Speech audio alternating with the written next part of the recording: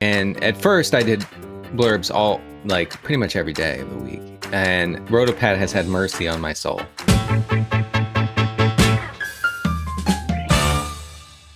Hey, it's been a long time. You know, I always talk about this with guests when they come on Late Round Perspectives. It's great to talk to you because I've never done a show with you before. It has been, let's see here, 24 hours since we last did a show. So 24 hours since we did a show together. Yeah. It's been a long time. It's good to see your face. You too. As usual, with glasses on. Please don't take the glasses off. I can't deal with it. It is weird, right? I told my wife Amanda about that last night, and so for those of you who don't know, Denny and I do Living the Stream together. We've done over 300 episodes of Living the Stream. So we've done. I mean, this is, if you count your other Perspectives appearance, you count like other random like shows that we've kind of just like done. We've probably done like 315 shows together through the years. That sounds about right. Yeah, since something along those lines. Since 2012. Yeah. But we did Living the Stream, which is on the Late Round Fantasy Football YouTube, so you guys can check that out. We did Living the Stream yesterday, where that show, for those of you who are not aware, is like 15-20% fantasy football, and the rest is just us talking about random things going on in life as dads, basically. I would put it more at like 33% football. Okay, that's fair. Yeah. I'm not giving us enough credit. I feel like maybe we've gotten a little more football-y over the last couple of years. You might be right. We've been this year. The first few weeks of the streaming season were rough. Yeah, we've been cooking the last 4 or 5 weeks. We have been. I do think folks, in the current fantasy landscape, might forget how unique Living the Stream was back in the day. As a show where we weren't talking about good players. We were talking about like scraping the bottom of the waiver wire every week. And folks really seem to like that. Of course, you get that from 1,000 YouTube shows now, but we were maybe the first. I mean, I think that we were definitely the first people to have a show dedicated to streaming. That's not just like a humble brag thing. That's just like facts. Like this, we started that show in 2012, I think it was. Yeah. Damn. And is that when your son was born? Uh-huh. Yeah. Okay. So we started in 2012. And what I was going to say is that I took off my glasses on the show, or before the show with Denny, and I looked like a completely different person, just completely different. And I was talking to my wife about that, how like you can tell when someone wears glasses when they take it off for whatever reason. Similarly, how you can tell when a man had a ponytail and he cuts his ponytail off. You can always tell that he had that ponytail. Here you go again. Yeah, man. Ponytail. I think it's a great analogy personally. But yeah, man, I mean, like it's pretty wild that we've been doing it for as long as we have. And, the audience is awesome. The listeners are great. We've had so many like inside jokes and stuff that have been created through the years. Yeah. And I don't know, it's a really cool, like, niche that we've carved out, and within the space. But you're right. Like streaming is just, and everybody knows what that means now. When we first did it, like people didn't even know what the term meant. We had to explain it. I mean, the Zoomers cannot understand this, but we had to be like streaming. So, because then people would pop in and be like, I want to stream running back this week. Like, nope. Right. That's not how you do it. That's not what we're doing here. We don't stream running back. We stream the onesie positions. That too. I want to give us credit because people say onesie all like I remember the day on the show. Yeah. Like I remember the show. I mean, I don't actually remember the exact day. I remember the episode when we said we're going to start calling them onesies. Right. Because it was in relation to Xavier, who was his first year of life wearing a onesie. And so we're like, let's call them onesies. That's right. By the way, that has infiltrated every single part of the fantasy industry. Right. And I'm not saying that we need to like be given credit or anything. I'm just saying like, I'm pretty sure like that.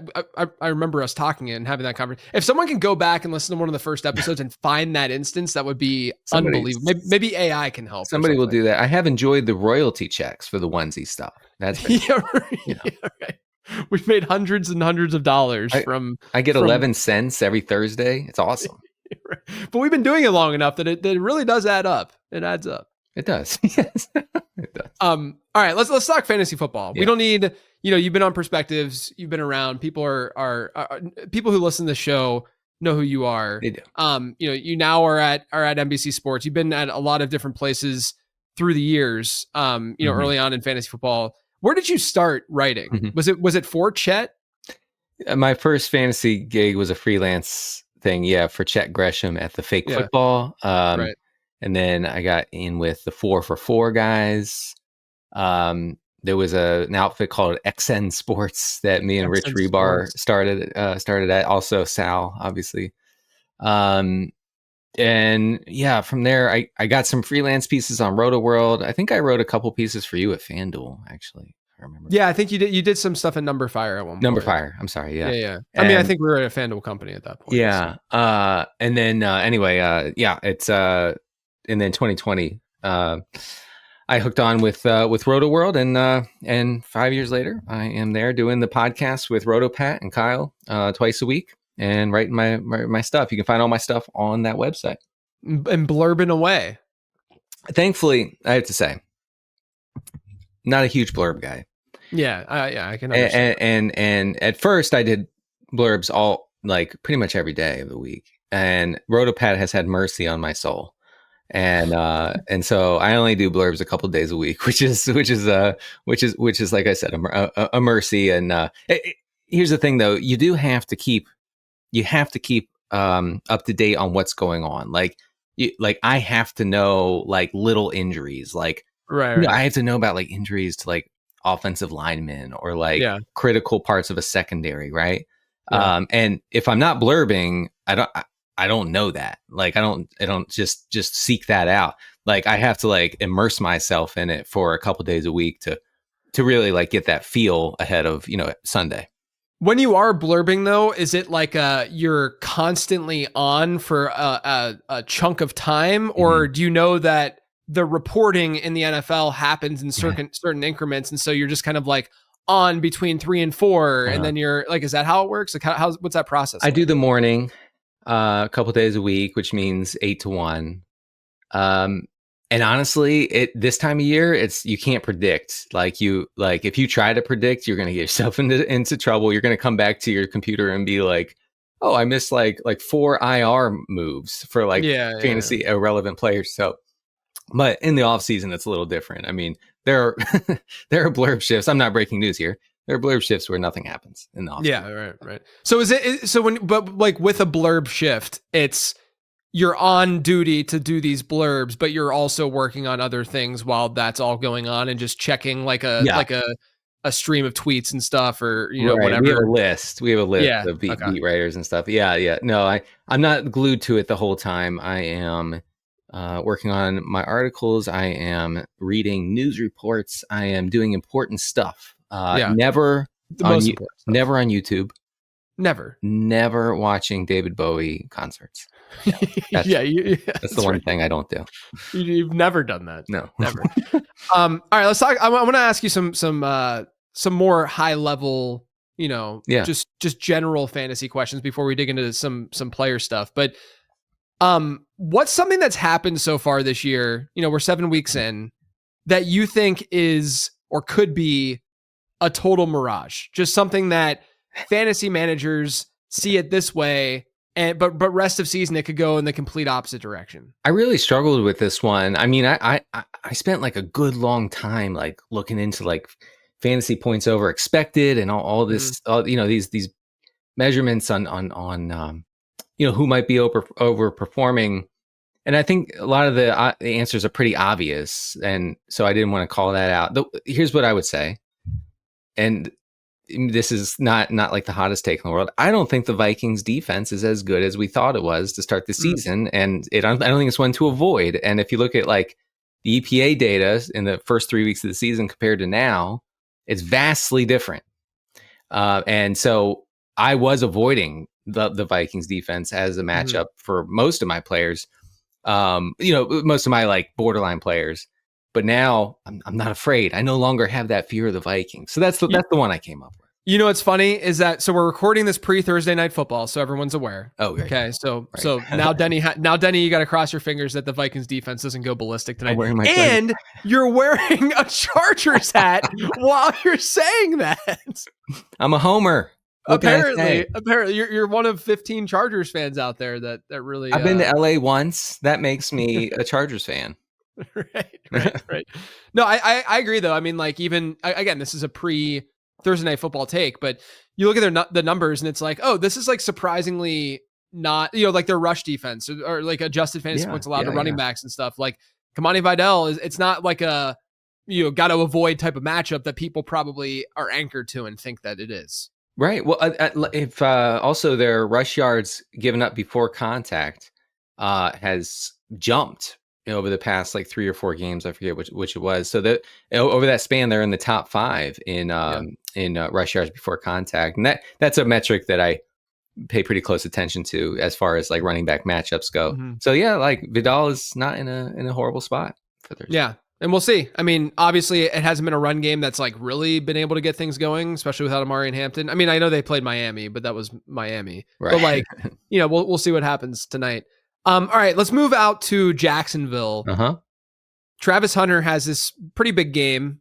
The last time we saw them against the Rams over in London.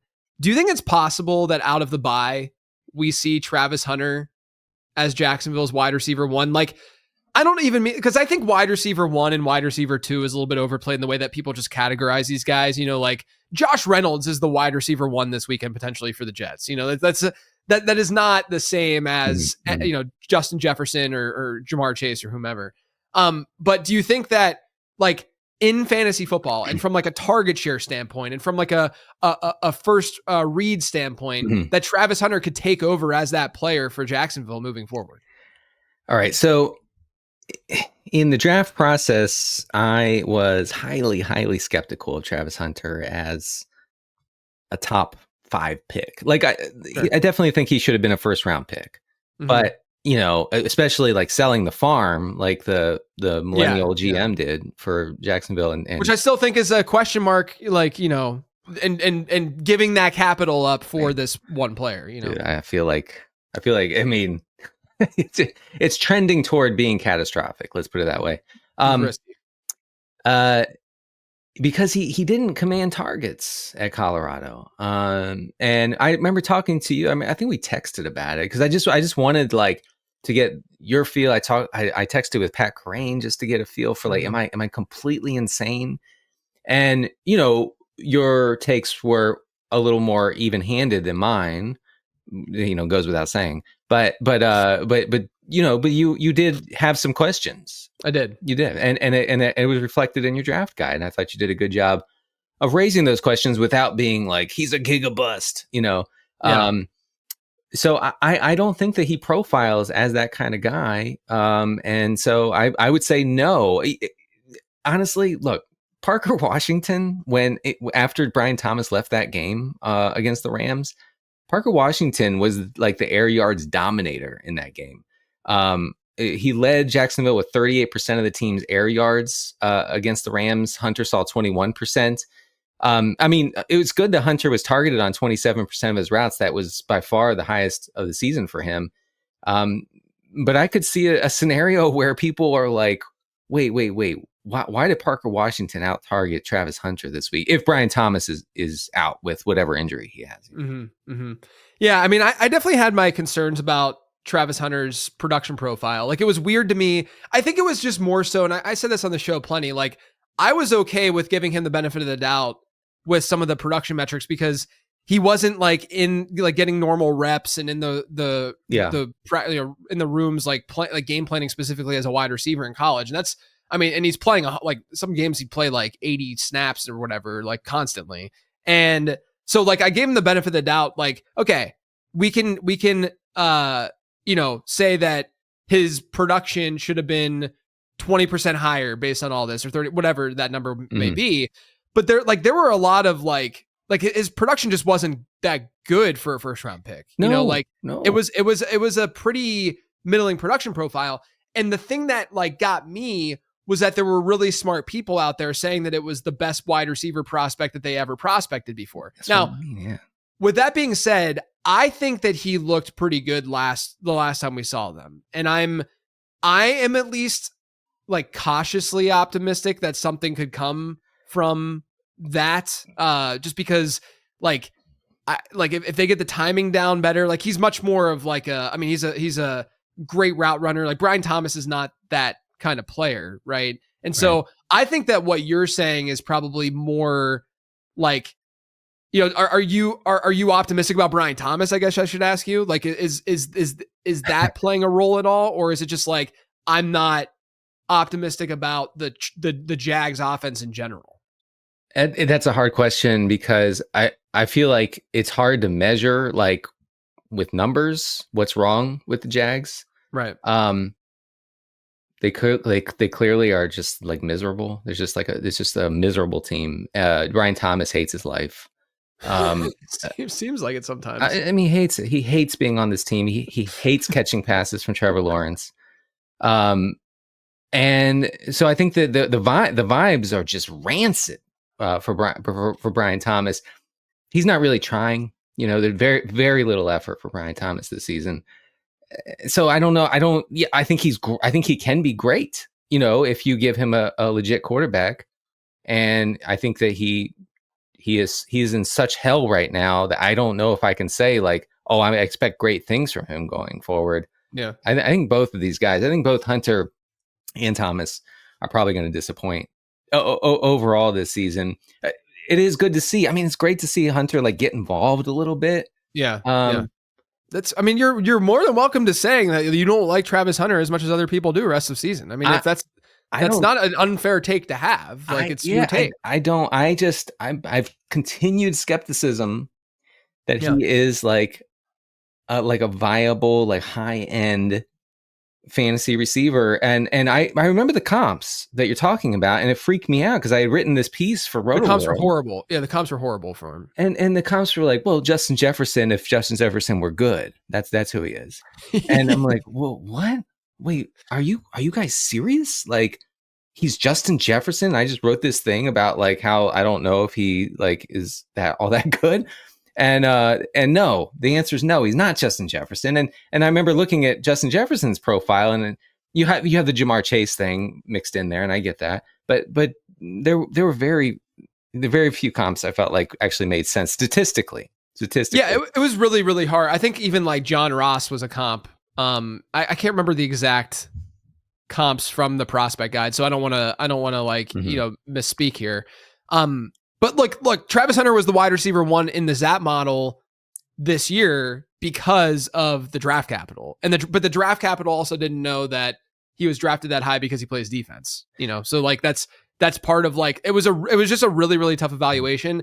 I'm trying to stay optimistic because I'm seeing some things. I think that he is I think he is a really good route runner, and I do think that he can create that separation. And part of me, if I'm going to give you the glass half full perspective of this Jags offense, part of me genuinely in my heart of hearts believes that like so much stuff just like has not aligned with the Jags offense. Like when number one, we all know at this point that the Jags have the most drops in like, it's just like, there's a relatively decent gap. But why does that happen though every year? I know. That's what I'm trying to get to.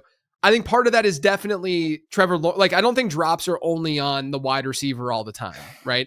You also you need the quarterback to throw to the open guy. But I do think that there has been this like intersection of Trevor Lawrence having a great throw when the wide receiver is not prepared, or the wide receiver getting wide open and having a great route when Trevor Lawrence then just throws a duck, right? And that stuff has just been happening. Like when I watch the Jags, I'm like, this offense is built strong. Like I like what they're doing schematically. I've been saying this for like weeks. But then these things just aren't aligning, and it's so bizarre how it seems to happen so frequently only for this team. And maybe at some point I just got to be like, that's because this isn't it. Like it's just not like they don't have the right personnel. It just isn't working with Trevor Lawrence. I get all that, but I'm still like, what I'm seeing each week, I'm like, they just feel so close, and that's why I don't want to give up. They do seem close. I like Cohen. I think Cohen knows what he's doing. I also think Cohen is like very clearly frustrated with Trevor Lawrence, and but there's no way around that. Like, you can't bench the guy. He's making $1 trillion. Like you can't, But it was a joke in the off season. I'm sure you heard it. Maybe you even said it. it was a joke. Like, well, Brian Thomas needed Mac Jones. Yeah, right. It was a meme, basically. Yeah. Oh, Mac Jones. I'm sure some people believed it, but yeah. But then now in October of the next year, we're like, well, maybe it wasn't just a meme. Yeah. I also think that like Brian Thomas, this is obviously hindsight, but he's a player who, needed to still develop a little bit more as a more well-rounded receiver. Like he was doing a lot of his like production and, obviously we're going to look at yards per route run and first downs per route run and, just general raw fantasy production. A lot of it was like big play driven and, him being able to use that athleticism and to beat defenders when he still needed to develop more. But I think the assumption would be that he would be able to. And I don't think that has happened yet. No. I mean, it's a little Josh Gordon syndrome. There could be a little bit of remember that. The Zoomers on top of that. Where, I mean, like Josh Gordon was like not like out there running spectacular routes. Like he was just big and fast and they would throw it up to him. I do think that's one thing, Trevor, if you're listening, just throw it, man. Like, come on. Yeah, don't be apprehensive. Just go after it. Like, we talked on. Did we talk on Living the Stream about like Kobe Brissett has nothing to lose, right? We mentioned that. Yeah, I mean, we talked about someone? Oh, Joe Flacco. Joe Flacco has nothing to lose. Yeah. Okay, I thought about that because it's a good point. I mean, Trevor Lawrence doesn't have a lot to lose either. He's set. Like he's set with this job, unless and until he completely unravels. So. Yeah. I mean, just let it go sometimes. Like, it doesn't have to be perfect every time. I feel like he's just waiting for the perfect opportunity to throw it to Brian Thomas downfield.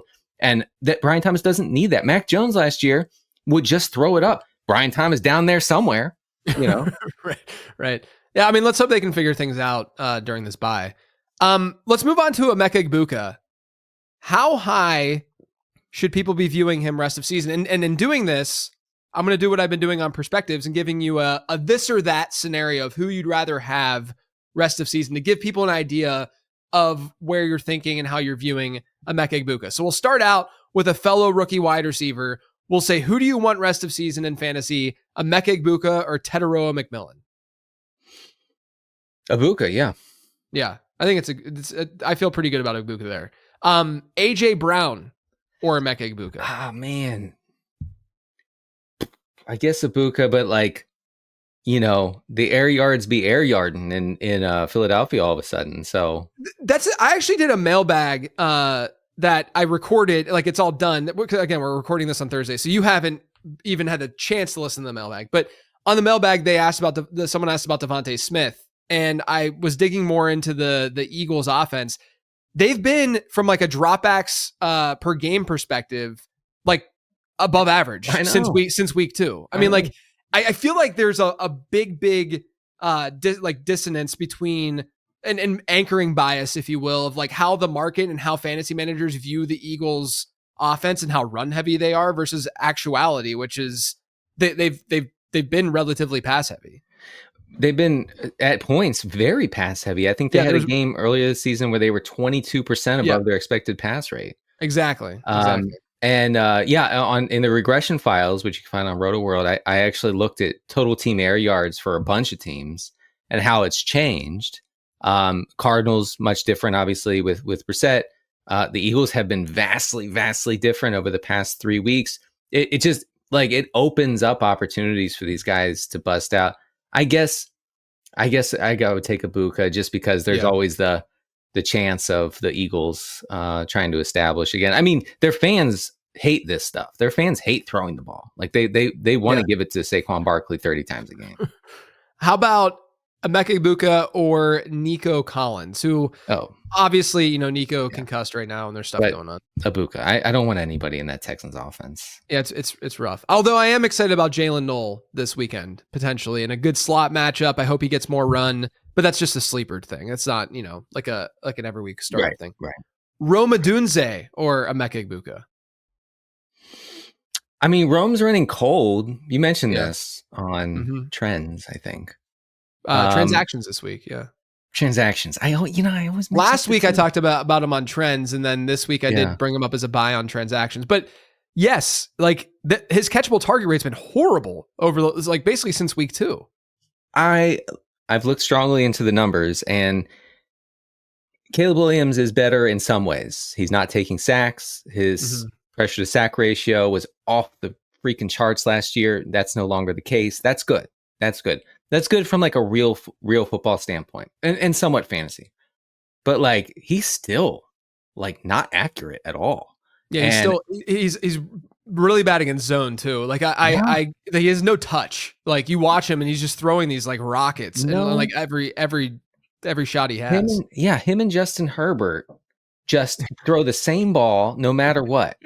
Like, come on, man. Like get put some touch on it. Like look how watch how like Mahomes like kind of sometimes like lobs it in there. Like do that once in a while. But anyway, so Odunze's running cold, and I don't really see like a great path out of that situation because Caleb Williams is still going to be his quarterback, and Caleb Williams misses a lot of throws he should make.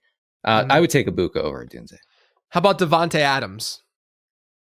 Oh, that's a good one because the Puka thing. Let's assume Puka's back after their bye, which I think is probably what, like 80% chance, if not higher. Yeah. I might lean Adams. How about you? I'm Egbuka over Adams, but it's not. I mean, it's not like dramatic. I think the interesting line is when you get to like Drake London. Oh yeah, because London has the split. Like I have Egbuka. I mean, you can answer the London one. I would go London. Would you? So I have Egbuka, I think, one spot ahead. So it's that's where I think is like where we're at. Part of that is like, I think that the Darnell Mooney splits are probably a little bit overrated by people because like London with and without Mooney has been pretty dramatic so far this year. But it's small sample stuff, and I don't want to take that too far. And I think Drake London's just like a phenomenal. Like I think he's just really, really good. He is good. Yeah. People get really frustrated with him, but I'm pretty confident that he's just like a really good player. I just go Egbuka just because I'm using environment a little bit as the tiebreaker, and I just trust Baker a little bit more. Right. Not a little bit more, a lot more than Michael Penix. Let's be real about Penix. Horrible this year. Here we go. There's the fire take. Yeah, he's at least been incredibly inconsistent, and the downs are much greater / more frequent than the ups. I mean, look, I do appreciate that Zach Robinson tweaked the offense coming out of their bye week so that they weren't so predictable, because they were doing that thing where like if they were in shotgun, they passed only. And if they were under center, they ran.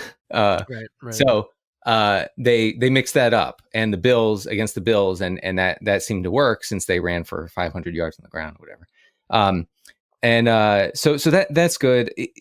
Penix, I think, is like a game manager type. Some of his throws are so wild, it's actually like frightening. But then he has an arm, like he can do crazy arm. Yeah, right. So like there's that, like you can see like the raw potential, but yeah, I mean, so far from a descriptive standpoint, I don't think he's really been it this year. And also this team, like in neutral script, is so run heavy that it makes you like talking about like environmental factors for London. Like you kind of wonder like. We can talk all day about, Drake London saw a 38% target share. What does that mean? 7 targets, 8 targets sometimes? Sure. Let's keep with the Tampa Bay wide receiver room. Do you have any hope for Chris Godwin? And then as a follow-up, like, are you amped about Tez Johnson, or are you like, he's fine, he's a good sleeper, waiver wire, fill in for bye weeks kind of guy? I mean, the fact that Todd Bowles came out on Tuesday and was like, no Godwin this week. That's not good. I know they have a bye coming up. They've been like that with Jalen McMillan too, where people forget that Jalen McMillan even exists at this point. McMillan is still in a neck brace. Yeah, right. I mean, he had that. It was a horrible injury. It was in the preseason, but like that, we just have no idea. I don't think it's coming soon, because we have no idea. We would usually have some idea. I think that there's a chance that Godwin misses like not the rest of the season, but a lot of it. Yeah, a handful of weeks. And then as for Tez, I mean, you kind of know what you're getting there. 14 air yards per target. Like a downfield guy that Baker seems to trust. Baker is like one of like 5 quarterbacks who's willing to actually throw it downfield into coverage. Yeah. So that's good for a guy like Tez Johnson. But, you play him in 12-team leagues, you're sometimes going to feel pretty silly because, if the long one doesn't hit, you're not going to get much. I also think Tez, like I've said this about the Buccaneers for the last like year or so, but they don't care about wide receiver alignment at all. Tez Johnson was an 87% slot guy in college, right? Small frame. I mean, smallest dude in the NFL, basically. Small frame, played in the slot a lot. They did the exact same thing with Jalen McMillan last year. People profiled Emeka Egbuka as a mostly slot player coming out. Yeah. Like there was a lot of that, and Tampa Bay is like, no, we just want gamers. We just want dudes that we like. And to their credit, they've gotten more out of Tez Johnson than I think 30 other teams could probably get out of him, in my opinion. And it's just crazy. I said this in the mailbag too, but it's crazy because you get a player like Tez who 90% plus of teams, if not more, would automatically throw him in the slot as a slot only player. Like only 11 personnel. He's only playing the slot. He's only had 47% of his routes from the slot this year. And meanwhile, you look at Indianapolis and Josh Downs can't play a perimeter route from an alignment standpoint to save his life. Jaden Reed, one of the most efficient wide receivers over the last couple of years, he can't play anything outside. Like you have these teams who would never, ever do this with a player like Johnson, which is why I want to just give Tampa Bay props for how they've handled all of this, how they drafted Emeka Egbuka when people are like, well, this isn't, and I know that they paid Chris Godwin and that was probably a mistake just given what we know now about what's going on with Godwin. But overall, like I want to give Tampa Bay props with how they've handled their wide receiver situation and Baker and all of that, because the passing attack is still something that we're like, yeah, let's invest in this in fantasy football, despite like, look at the passing attack, it just doesn't make any sense. The Bucs run their team like a family organization. They've done a great job of that. Yeah. And, I don't know if that's like the winning strategy there. Like the whole, like Chris Godwin takes a pay cut to stay there 1 year, and then they give him a pretty big contract after his ankle turns the other way on the field. Like their whole like identity is wrapped up in Mike Evans getting 1,000 yards a season. Yeah. Right. So I get like they really, really like their receivers, and I don't know if that's the great way to run the team. But you are correct in saying that not just pigeonholing guys into a slot or a boundary guy, and that works. I mean, Tez Johnson is going to have some big games here. Like he's right. That's it. Yeah, it's just going to be. It's probably going to be kind of frustrating. Right. Like, it's going to be frustrating, but man, you're going to feel so good when it hits. Yeah, it's going to be like, oh my God, Tez Johnson went for 150 and 2? You kidding me? Right. Just a couple of big plays. Yeah. This episode is sponsored by DraftKings. There's no better way to get closer to the action with DraftKings Daily Fantasy, the ultimate destination for football fans. New customers can play free for their share of millions in prizes with their first deposit of $5 or more. Download the DraftKings Daily Fantasy app and enter promo code LATEROUND to play free for your share of millions. The crown is yours. Gambling problem? Call 1-800-GAMBLER. In New York, call 8778-HOPE-NY. In Connecticut, call 888-789-7777. 18 plus in most states. Eligibility restrictions apply. Ends December 31st. See terms at DraftKings.com/promotions. Now back to the show. Let's move on to James Cook. Are you nervous about that pre-bye week usage? Do you think that we should be looking at him still as an RB1, or is he a high end 2? Like where are you at with Cook? Probably still a 1, but I was having a good time through the season's first month with people saying James Cook immune to regression. He's people said all summer James Cook is going to regress. He ain't regressing. What's going on with that? And you're just saying, well, the regression reaper is coming, man. Like you know this. Like we know this. Like, have you not played fantasy football before? Like, and then the reaper got there eventually. So James Cook scored on almost 7% of his carries from week 1 to 4. He hasn't scored a touchdown on his past 33 carries. his usage is not great, like a 42% route rate on the season. He's been targeted on 15% of those routes. Here's something disturbing too, as far as being game script sensitive. James Cook has one total target in the Bills' 2 losses this season. Yeah. What? Like, problem. Yeah. So like if they're losing, he's completely eliminated from the game plan. I guess that's what I'm hearing. That's what I'm hearing in my earpiece right now. Yeah, my fear, I still think, like you said, I still think he's an RB1. If you want to look at this as like where could this go south? Joe Brady, after I think week 4 or so, like James Cook was just cooking. Like he was just destroying everybody. And he had like a 90-something% running back rush share that week. And that's the other thing, is that his running back rush share for the first half, like the first month of the season, was way higher than where he's ever been in his career, and that helped to counter the regression. By the exactly. Way. And that's the thing that people like, it's not just like, oh, like you got to look at it from the big picture, the whole picture.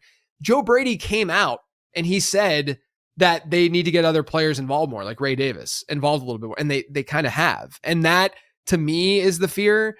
But I do think that after they lost to Atlanta the way that they did, that coming out of the bye, they could say to themselves, we need to use, like, why did we not use him more? Like why? Because that game, it was just like insane that James Cook wasn't seeing more work in a game where they needed offensive production. So, that's the optimistic way of looking at this, is that they need to use him more. But then the pessimistic way is like, they openly talked about not using him as much, and they started not using him as much. And then, like you said, when these scripts go certain ways, it's scary for Cook, like it's just not as clean as when we have these really nice game scripts. I mean, he should be fine like in week 8 because they're playing the Panthers. They're heavy favorites.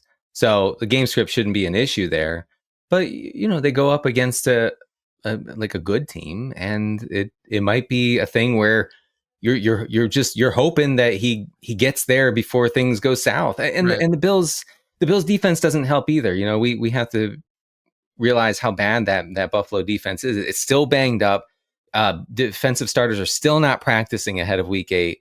And, so if you have a bad defense, I mean, ask like Derrick Henry about like how the Ravens defense collapsing has been for him. Like, he's not seeing the ball as much. He's not seeing that good game script. So that's a worry too. So bizarre too, because James Cook came out as a prospect as like being a pass, we thought that he would just be a pass catcher, and they're just not using him. He looks the part. Yeah.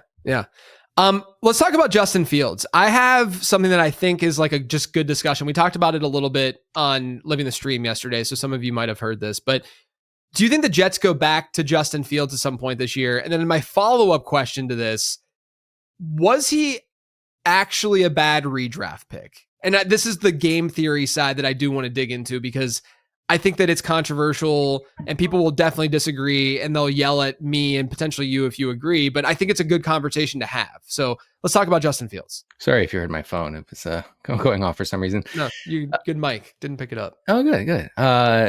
Yeah. We talked about it on LTS a little bit, but no, Fields was a fine pick. Like, I guess I was used to drafting in like sicko leagues where Fields would go much earlier than he would in more casual leagues. You were saying that he would go, 10th, 12th round, sometimes further down than that, right? So if you got him and he won 2 or maybe 3 games for you, like single-handedly to start the season, you got what you paid for. Like, that's it. On the season, even after the catastrophe against the Broncos and then struggling against the Panthers and being benched, Fields is still 10th in fantasy points per dropback.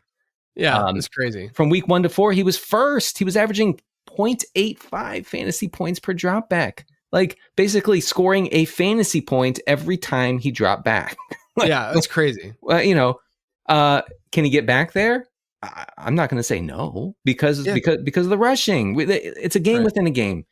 We have to remember that even if he stinks through the air, even if he's like terrible for Garrett Wilson and the rest of these guys, he can still get there because of the rushing. And I don't see Tyrod Taylor as a guy who can like last the rest of the season. Like, he's kind of frail, kind of old. doesn't run much anymore. He had a knee scope in the summer. He's struggling with the knee now. Yeah.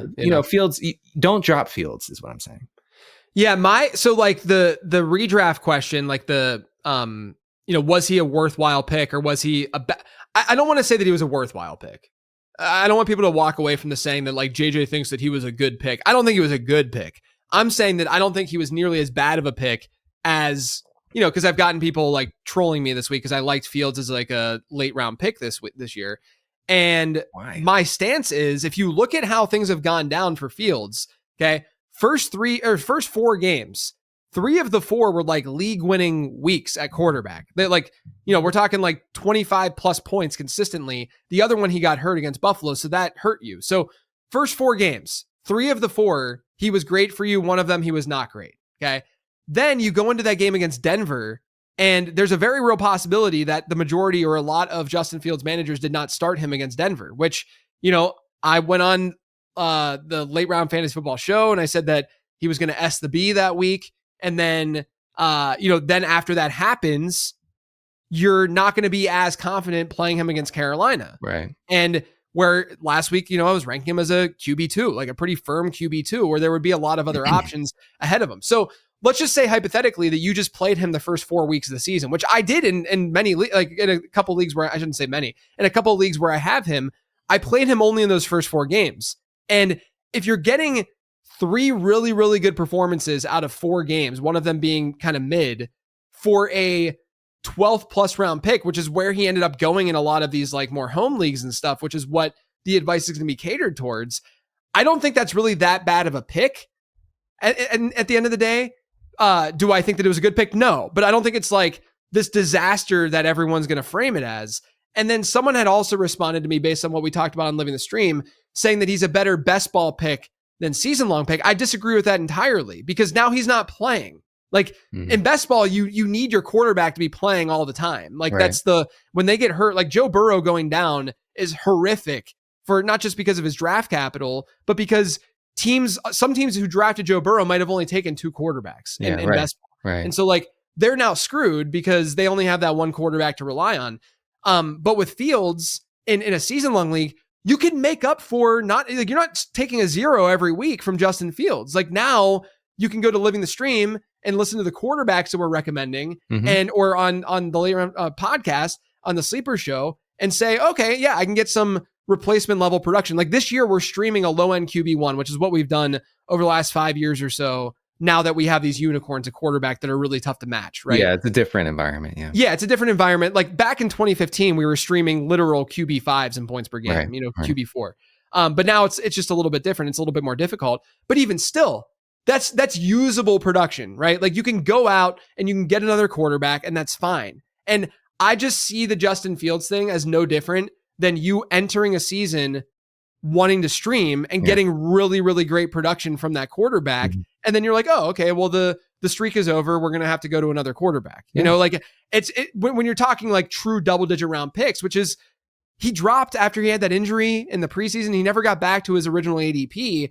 And so that's my stance. I don't think it was a good pick. I'm not trying to, this isn't cope. That's not what this is. I'm just saying this is the game theory way. Like this is how I think about fantasy football. It's a weekly game. It's a quarterly game. You're in this next quarter where you don't have to really worry about like at a replaceable position. You should always be striving for that upside. I will say this about the Fields thing. It hurts way more in Superflex. Because I have him in one Superflex league and it's not fun. I mean, I had to. That's the mistake. I had to reach to get Justin Fields in a couple Superflex leagues, and I felt great about it. Honestly, like coming out of the draft, I was like, oh, like they don't even know what they just gave me. And then for the first 3 weeks, I'm like, oh, okay, like we're cooking now. Yeah. But now I've basically lost my second round pick. Right. Yeah, I think I had him in a Superflex league too, and that's a mistake. Like that is obviously it's a high variance pick with huge upside. Sure. But in Superflex, it's just different from a strategy standpoint. You got to get guys who are going to keep their job, and you run the risk when if you wait a little bit or if you do spend up, like whatever the case may be, you run the risk whenever you're getting a guy like Fields or Geno or even maybe Bryce Young, like just players like that where there's a capable enough backup, or that player just might not be it. Yeah. Like you run that risk, and that's the risk in Superflex. That's the most frustrating and tough part of Superflex is that. It is. You really have to put yourself out there. I will say, I commend myself for having my Jackson Dart no matter what tattoo on my forearm in Superflex formats, because that has helped soften the blow. Yes. Yeah, it's helped me in best ball, that's for sure. Let's talk about the Chiefs and Rashee Rice being back. Do you have any concern about Xavier Worthy rest of season? I've had some interesting conversations about him this week because I was lower than consensus with his rest of season ranking. I was like 7 spots below, and I can see both sides. So I want you to just give me some more takes on Xavier Worthy, because I don't really, I'm not like overly confident because I know where his range of outcomes lie, but at the same time, I'm like, look at what's gone on so far this year. Could we have gotten a worse game in week 7 in as far as like determining how these Chiefs receivers are going to be used? It's fair. It's a fair point. Yeah. The game was over by halftime. The starters were benched at the end of the third quarter. And they just ran forever.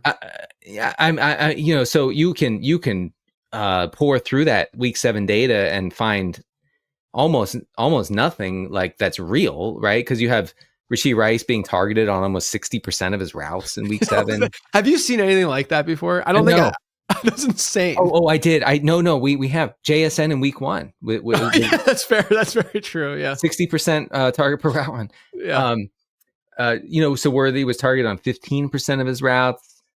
Before Rice returned to the Kansas City lineup, Worthy was targeted on 25% of his routes. But again, it's hard to make like a determination based on that data, based on that horrible, weird game script.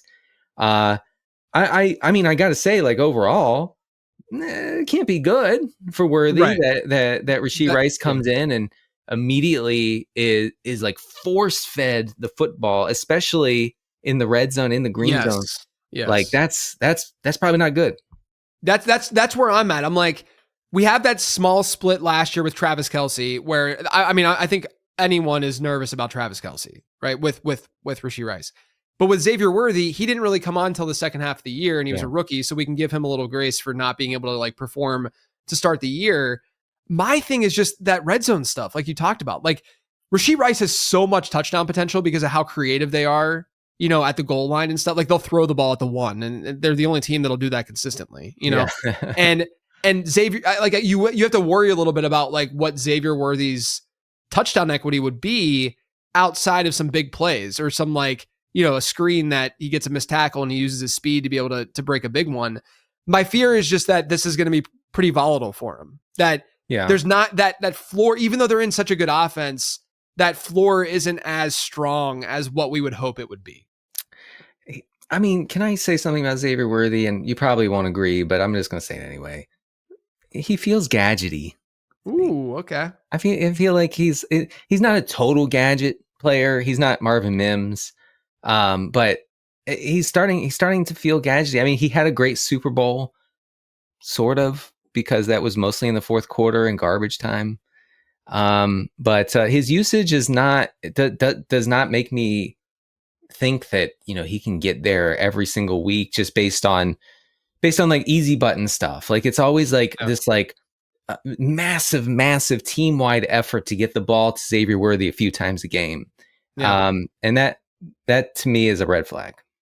The other thing with Worthy that you could apply this to Tez Johnson too. Okay. They're smaller wide receivers, right? I liked Worthy coming out as a prospect. I still think he's a good player, but strictly from a fantasy perspective, I think the best smaller wide receiver example that we have is like a Deshaun Jackson, right? From in like recent era, modern history. And even from a fantasy perspective, like Deshaun Jackson had his moments, don't get me wrong. Like he had decent seasons and stuff, but never were we talking about Deshaun Jackson as like an elite player in fantasy football. Right. And that to me is where the ceiling thing comes into play, right? Like, and if I'm worried a little bit about the floor of the player, then I think about like that archetype of player that he is. There's a very real chance that Xavier Worthy in like a 5 or 6 week stretch could go ballistic because variance could just be on his side where he's like catching 4 bombs every, every 5 weeks, something like that. And he pays off. So like, that's why I can't full fade. And that's why I think he's definitely a better in best ball kind of player. And I was still drafting him in best ball. But from like a managed season long perspective, I do think it's going to be frustrating. Like I genuinely think that it's just a frustrating player to have. Yeah. Congrats to those who still drafted Rashee Rice. I think you have a league winner on your hands. Oh yeah. Yeah. Easy wide receiver 1 for me. Do you have any hope for Ricky Pearsall and Juwan Jennings? Kinda. I wanted to say on Pearsall, his usage was not what I thought it was. And tell me if you had expected this or something like this, but he was 3rd overall in the league in air yards through 3 games. He was seeing about 50% of the 49ers air yards. Was that the kind of profile that you expected? Not necessarily.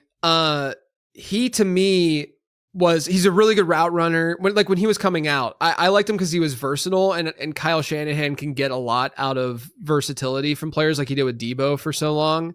And I thought there was a chance that he could like kind of play, like get some end arounds and could catch some screens and do some work after the catch. Like he's got that dog in him. Like he's a good player from that perspective and a good route runner. I think that was sort of like the default though for them to start the year. Like he's the only guy that could do some of that stuff because everyone else was banged up. And so that's my thought, at least on it. It's not that I hate that. I mean, we like our guys getting downfield shots and those sort of opportunities to score, lots of fantasy points on chunk plays. I'm just saying, like, I would like some more easy button stuff mixed in there. And I wasn't seeing that really for Pearsall. Maybe that changes when he returns, whenever that might be. As for Jennings, I find it hard to evaluate because he's so banged up, like broken ribs, like 2 sprained ankles. Like, I mean, I imagine how high his ankle sprain must be. They're so high, they're getting higher all the time. They're up to his hip, reportedly. He's averaging 10 expected fantasy points per game, which obviously is not great, not great at all. His target per route run from last year was pretty crazy. Then it's 27, 28%. Yeah. What was it? What did you say? It was absurd. Yeah. Like his peripherals were nasty last year. Yeah. And that's 19% this year. And that's without Kittle. I feel like the injuries make it hard to evaluate. I have more hope for Pearsall, I think, than I do for Jennings going forward. My thing too, and this is definitely vibes based, and this is not the most typical take from me. But I do wonder how much quarterback tendency has to do with what's going on with like Juwan Jennings. Yeah. Like maybe Brock just meshes with him well. And I mean, look, last week Jennings had a 30% target share. Like he still was he was getting looks. He just didn't do much with them. He had like 30 yards or whatever. But like, I do wonder what might happen if when Brock Purdy is back and taking over this offense. Sure. That to me is the piece of optimism for Jennings. That's a good point. Also, like the domination of CMC in the passing game makes it hard for the rest of these guys to do anything. I mean, you saw Kittle 0. Was he targeted? Yes, 2, I think. 2 targets. Yeah. First time without a catch though in his career. That's bleak. Yeah, it's crazy. Let's talk about some rookie running backs before I ask you the standard bold prediction question. Yeah. I'm going to go one by one with some rookie running backs. You tell me your general outlook for them rest of season. And you can even give me a confidence out of 10 if you want to. Okay. Just give me some vibes-based confidence of these guys. Ja'Cory Krosky-Merritt. I'm still in. I'll go as far as confidence points go. I'll go 7. Okay. Travion Henderson. Well, the thing with Travion is that even if Stevenson gets dinged up and misses time, I can almost guarantee you Travion Henderson's not going to be the lead back. Yeah, I mean, you're probably right. You're probably correct. And so what do you have? You have a guy who I don't know, like shouldn't be rostered in most leagues. I'd say my confidence is like 0.01 for Henderson. I sent a tweet out this week that said, So the fantasy footballers do their MVP show every year, and I participate in it every year. And some hits, some misses, whatever. This year I was down to 3 guys before I did the show. Okay, I was down to 3 players. Mm-hmm. Emeka Egbuka was one, which isn't a surprise. Drake May was one, which isn't a surprise. And Travion Henderson was the other. And guess which one I picked? Oh no! and it's funny. Like the thought process was, I don't want to do Drake May because quarterback is kind of boring to do as like an MVP pick. Right. And then I didn't want to do Egbuka because people were so sick of me talking about Egbuka after I did that Rome Odunze Egbuka thing over the offseason. And so I went with Travion, and I regret it immensely. I was high on Travion, don't get me wrong, but I just regret saying he would be the MVP, obviously, of the season. My thing with him, and I'll still say it, I still think it's true, they're not deploying him properly. They're running him up the gut whenever he gets his opportunities. And some of that is, I think, his confidence. Like, he's not playing confidently at all. No. He's very unsure of like himself and like what to do. And it's bizarre. It's almost like he's just in his own head, but they need to get him out in space and let him use his athleticism and speed and his pass catching ability to do more there. The game last week against Tennessee was just not the script for that. I don't think the game against Cleveland is the script for that either. But I still am holding on to some hope that he gets it together between the ears, because the talent profile was really good coming out. Like, it was a really, really strong profile. I thought we had James White, going. Yeah, right. Like at the very, or like a Kevin Falk at the very least. You know? Like, just someone who like would just fall into 5 catches a week. Yeah, right.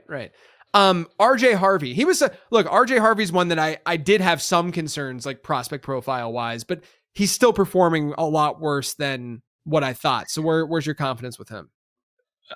It's entirely contingent on J.K. Dobbins remaining healthy. But honestly, again, like with Henderson, if Dobbins goes down, I very much doubt that RJ Harvey instantly becomes the RB1 in Denver. Like a 75% running back rush share player or something like that. I think Tyler Bidet mixes in to a horrifying extent. Jaleel McLaughlin will get some. Yeah. Oof. I mean, but if Dobbins goes down, RJ Harvey's going to get a boost. Yeah, a boost. Yeah.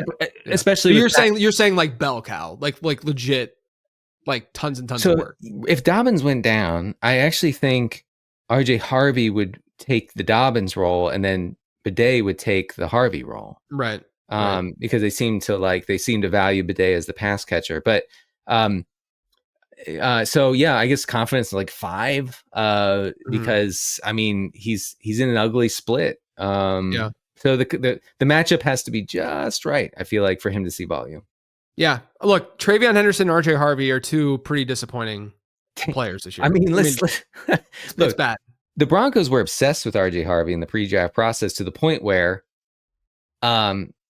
they were like sending out like intentionally mixed signals to other teams about like not liking. Right. Like they were so intent on drafting him. So they go ahead, they get him, we got our guy. They see him once in spring practices, and they were like, shoot. Yeah. Right. we gotta get a veteran in here. The thing with Harvey, I was in on both Harvey and Dobbins this year. I probably a little bit more. I mean, not probably. I am more overweight on Dobbins just because of cost, but like I was still in on Harvey. I think Harvey's at least shown us more than like a Travion has, because Travion hasn't had opportunity to really again, show us what he can do in space, all that kind of stuff. He just hasn't been there. And Harvey's at least been able to like show off his speed at times. Like, we've at least seen it.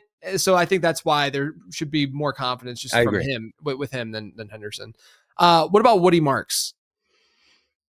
I want to say yes, but like Nick Chubb's not going anywhere. I want to say like I'm in, but the Texans don't really throw to running backs all that much. Like, I think it's like 15% target share for the running backs, and in an offense that doesn't pass a ton.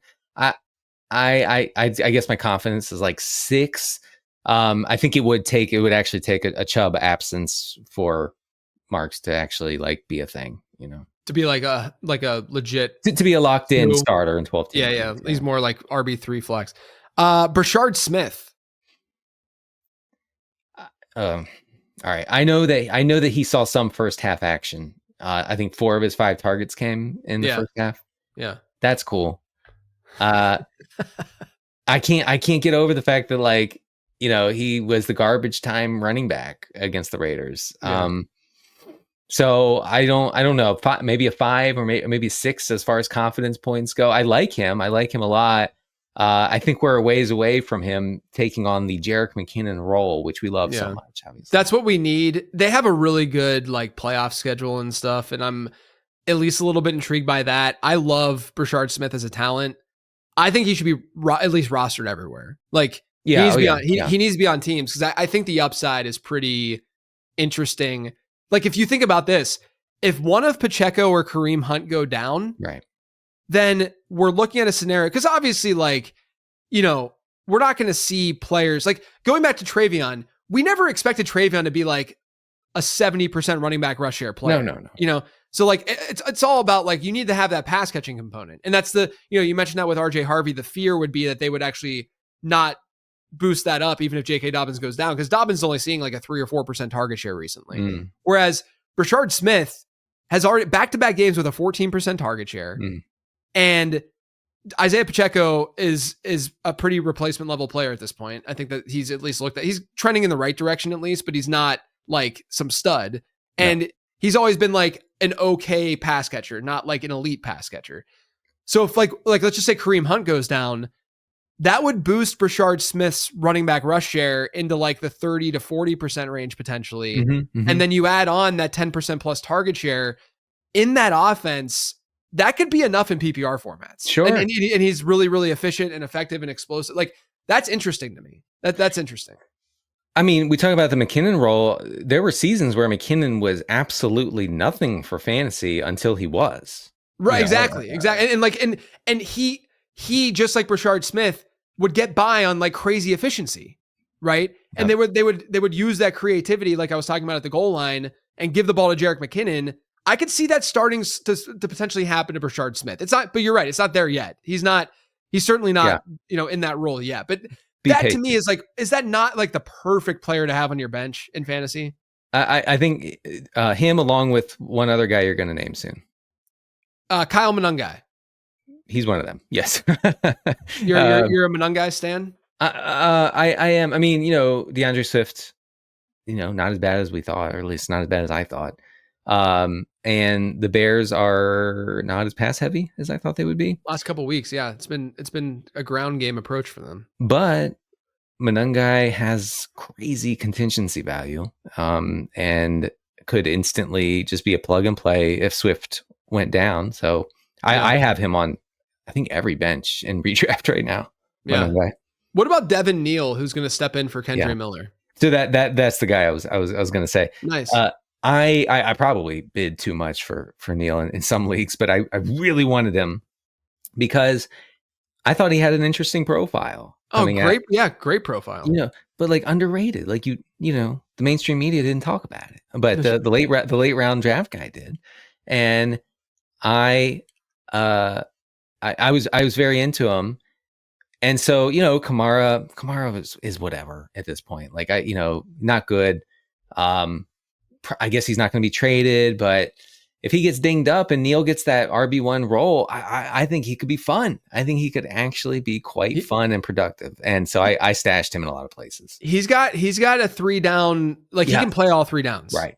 And that to me is really attractive. Like I think he's a really underrated prospect. I talked about that on the 15 Transaction Show, that there were metrics that only Ashton Genty and Cam Scadaboo were able to hit in the prospect guy, in the Zap model, that Devin Neal was like next in line. And so, yes, very, very interesting prospect. I meant to point that out earlier.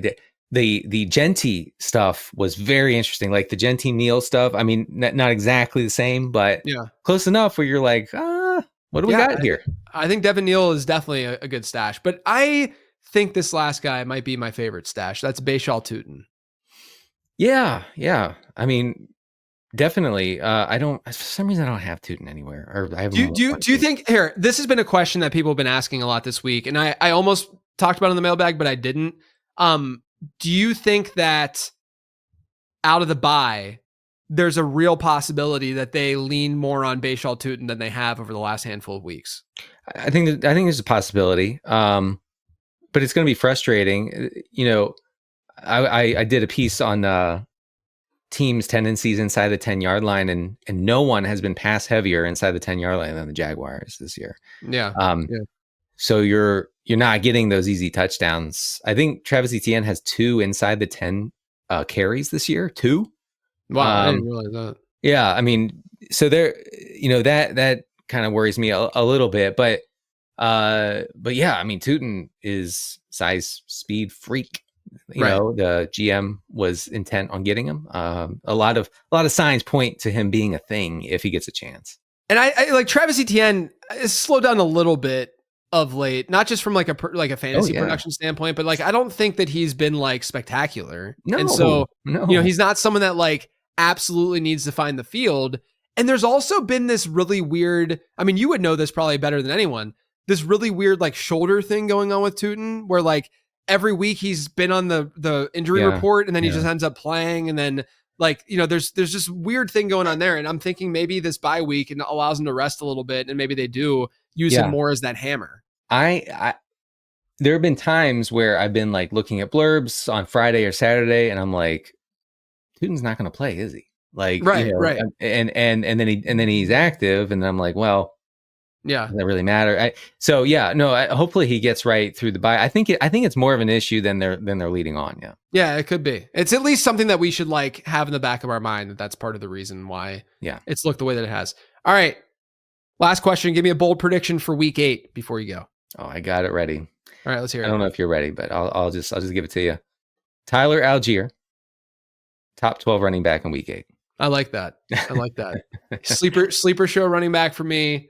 How bad? I mean, that Miami defense, they've given up a top 10 running back performance every week since week 1. Somehow Jonathan Taylor didn't finish in the top 10 against That's them. Crazy. Oh my gosh. Yeah. No, I mean, the Falcons, unless game script goes completely haywire, the Falcons could have like 40 plus rushing attempts in this game.